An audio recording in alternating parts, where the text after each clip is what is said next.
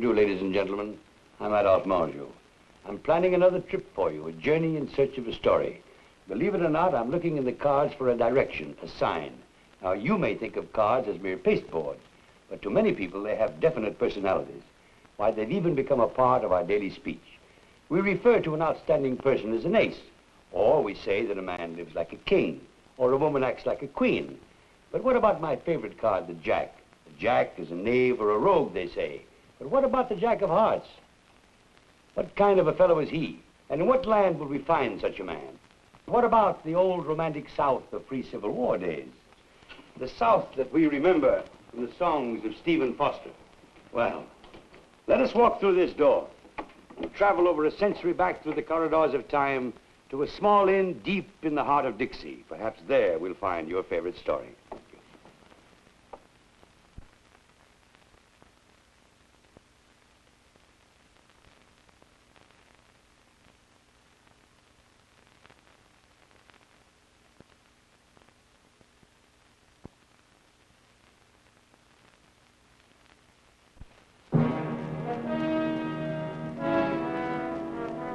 A friendly night, in a friendly town, in a friendly time in history.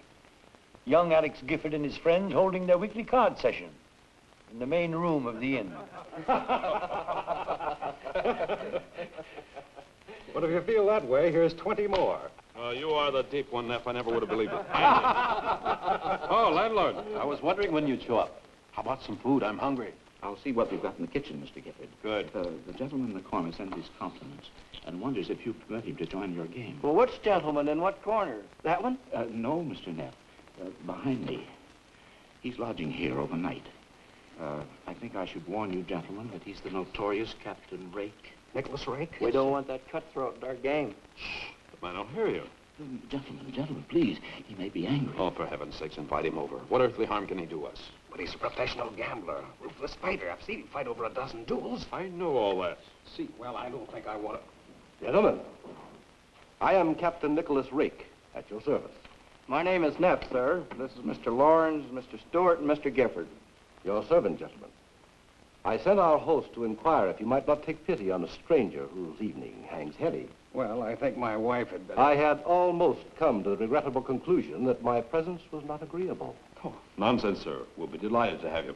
Take a seat, I beg you. Landlord, another chair, please. Honored, we're sure. Oh, by all means, Captain. Gentlemen, you are most kind. Not at all. Well, I suppose my wife can wait. She's waited before. I believe it was your deal.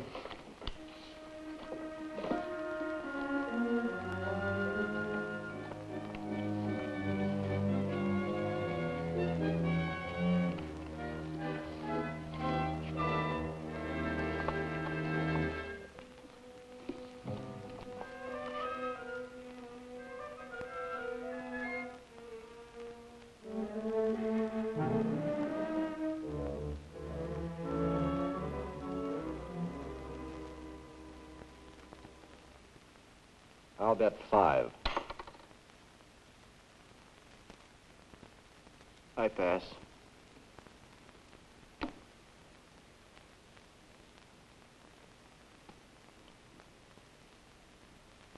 I pass. All right, Captain. And 5 more to show. A pleasure, sir. Well, I guess it's my turn to win at least one hand. 3 jacks. Spades, clubs, and diamonds. I believe a straight flush takes precedence over 3 of a kind. 7, 8, 9, 10, Jack of hearts. That's impossible. Where did you get that jack? The cards speak for themselves. If they could tell the truth, they'd say that I won this hand. Alex. Mr. Gifford, are you by any chance insinuating that I'm a cheat? The word sounds more natural on your lips. I regret that you're such a poor loser. I consider myself the winner this time. Are you going to give that money back, or aren't you? Since it is mine, I don't see the necessity. In that case, perhaps this will change your mind. Gentlemen, gentlemen.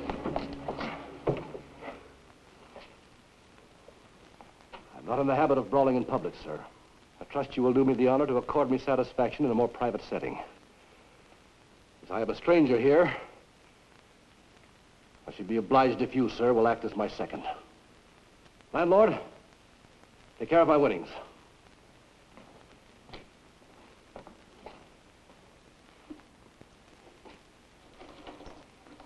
There isn't any way out. I'll have to fight him. Are you crazy? You can't fight him. It's sheer suicide. I know. Good morning, Stewart. Alex, believe me, I didn't want any part of this. I believe you, old man. But he forced me. There was nothing else I could do. I understand. I'd rather cut off my right arm, but that man, he... Well, I had my wife and family. Forget it.